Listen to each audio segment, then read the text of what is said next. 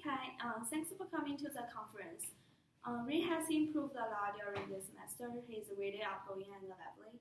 He has strong ability to comprehend texts that are read aloud to him. He has a great critical thinking skills as well. And today we are going to review his reading assessments, include phonics, comprehension, vocabulary, and fluency. And we will see what are his strengths and weakness. So the first part is phonics. It is a way to help children read the letters with the sounds correctly and read it correctly. So knowing the rules of phonics is really important for kids to decode and spell new words. And Ray knows the rules of phonics very well. And for example, when he see a new words back, he will be able to break the words down into b, e, g sounds to help him read, which is good. To assess this part, I gave him elementary spelling inventory and the name test assessment. The first phonics assessment given to Ray was primary spelling inventory, and Ray was given 26 words that range from simple and hard to spell. And he got the entire first and last letter correct. However, he still needs to work on the blends and the long vowel patterns. And the second assessment for him was the name test.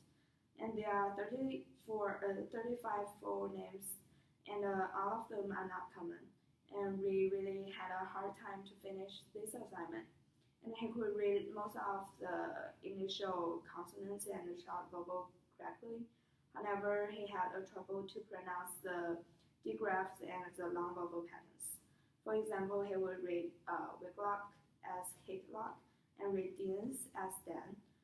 For this name test, we only got half of them correct. I can tell he did a really good job on basic level phonics, so that will be his strength. He will be able to use this skill to decode many simple words by himself, but he still needs to work on the higher level phonics in the future. And the second part is vocabulary, and this is a key to students understand what he hears and reads in school, and to communicating with another people. And vocabulary is the foundation and the center of readings.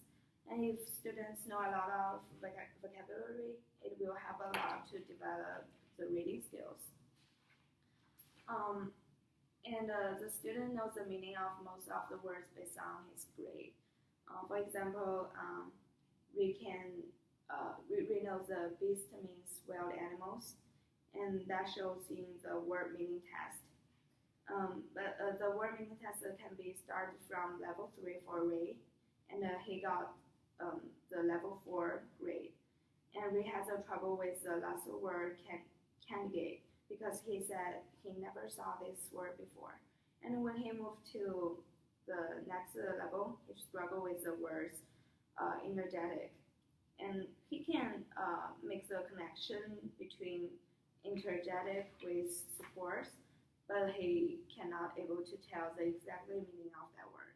So I stopped him at level 5, and his score was 4 GE. So in this part, I think Ray is a little bit behind, and this will be the area that he needs to be improved. So I will help him to develop the word bands and improve him understanding of words. And you can plan a time for reading and discuss words that he does not know. So that will be helpful. And for the next part is fluency. And to read fluency means that student be able to recognize and understand the words he read. So fluency is closely connected with other parts of reading skills. And it doesn't mean the student compose while he's reading. The natural pauses are very necessary for reading. And I give him the Santiago Quick Assessment, and this assessment needs the student to read aloud each list of words under different levels. And he started to from the grade 3, and when he moved to the 4th grade, he would struggle to read the past 10 correctly. So I had to stop him at 4th grade, and his reading level would be instructional level. And I gave him running record on March 4th, and for this assessment, Ray was asked to read a passage based on his grade level, and his fluency would be assessment.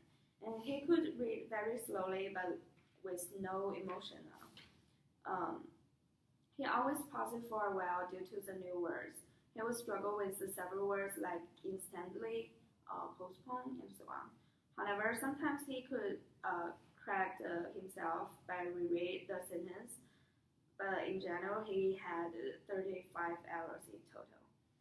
In both assessment, he got instructional reading level, and that means he is a little bit behind in fluency. So it will be another area he needs to improve in the future. And I will suggest you to read a lot for him to model how to read. And the last part is comprehension. And comprehension is based on the skills of phonics, vocabulary, and fluency. And this is the basic of reading. And if students know a few words, they won't be able to understand the entire article. And after the running record, there are 2 questions that I used to assess his comprehension. And before I read aloud to him, Ray has a trouble to understand the meaning of sentences. So he asked me to read aloud for him. And after I read aloud, he answered the questions very quickly and confidently. So I can tell Ray had a strong ability to comprehend text that are read aloud to him, and he has a great critical thinking skills. And I suggest you to buy him the book to read. So I know that you moved from Mexico with Ray 4 years ago, and your home language is Spanish. So will you speak English or Spanish with Ray at home? I will try to speak English with him. However, my English is poor, so I may not be able to use English all the time. And I'm really busy every day. I can only have a chance to talk to him in the evening. Oh, yeah, I understand. Many other parents are in the same boat with you. So will you read aloud to him every night? Actually, no, because I don't know what kind of books I should read aloud to him. You know what? You have many options. You can choose novels, trade books and poems, fairy tales, and any other genres. Just to make sure he likes it. Okay, so how long should I read with him every night? Well, it's up to you. If you have enough time, you can read aloud for whole picture books or 2 or 3 chapters of the novel. So, but if you are busy, you can just read 1 chapter.